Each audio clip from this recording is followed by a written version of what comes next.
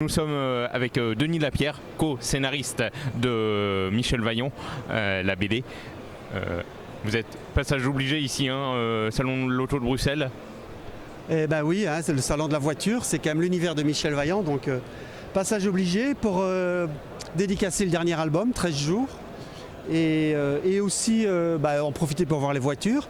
Et sur le stand ici de Michel Vaillant, il y a un peu plus loin un simulateur pour rouler sur le circuit de Francorchamps. Et je me suis vraiment régalé à rouler dans le simulateur. Votre temps était bien? Mon temps, on m'a dit que mon temps était très bien. Voilà. Donc vous vous êtes entraîné un petit peu alors? Pas du tout, pas du tout. Non, mais écoutez, on ne peut pas être scénariste de Michel Vaillant et ne pas savoir conduire une voiture, n'est-ce pas? C'est vrai. Bon, nouveau, le Grand Prix de France, c'est ça? En fait, cet album-ci se passe effectivement au Grand Prix de France de Formule 1. Et donc on a deux versions. On a la version normale de l'album qui est celle-ci. Et puis on a une version augmentée, on va dire, avec un cahier de 16 pages en plus, où on voit comment on est allé au circuit de Paul Ricard. Et comment on a rencontré les pilotes, comment on a rencontré l'écurie Renault, comment on a réalisé. En fait, c'est un peu les coulisses de l'album, quoi.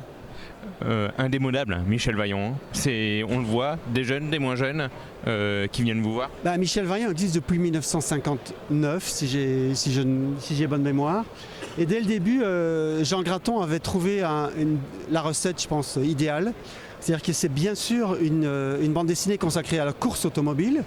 Et il l'a faite d'une manière que personne n'avait fait. C'est-à-dire en BD à ce moment-là, on ne se documentait pas. Et lui, c'est le premier qui a été vraiment rencontrer les pilotes sur les circuits, rencontrer les gens, et donc il a vraiment fait une œuvre artistique liée au réel, ce qui n'était pas du tout le cas à l'époque pour la bande dessinée. Et c'est ce qui fait le succès? C'est ce qui a fait le succès, mais pas seulement, parce qu'en fait il a aussi raconté l'histoire d'une famille. Donc Michel, c'est le fils d'Henri et d'Elisabeth, il est lui-même, il est le frère de Jean-Pierre. Jean-Pierre a épousé une femme, qui ont ensemble un enfant qui s'appelle Jean-Michel. Donc il y a toute une saga familiale aussi autour. Et puis enfin, c'est la marque Vaillante. Donc c'est un constructeur automobile, c'est une entreprise. Et donc on a aussi des histoires liées autour de l'entreprise Vaillante. Et donc en fait on a trois créneaux et trois possibilités de raconter des histoires. On mélange un peu le tout. On a la course automobile, on a la famille et on a l'entreprise. Et donc ça permet de faire quelque chose de très riche.